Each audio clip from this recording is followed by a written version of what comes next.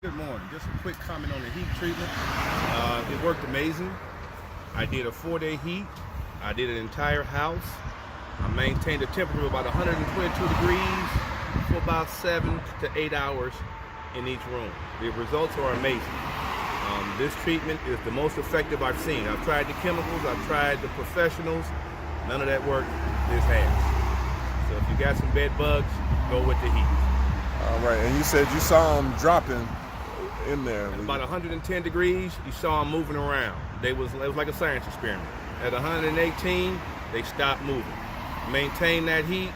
When I shut it down, there was nothing moving. All right.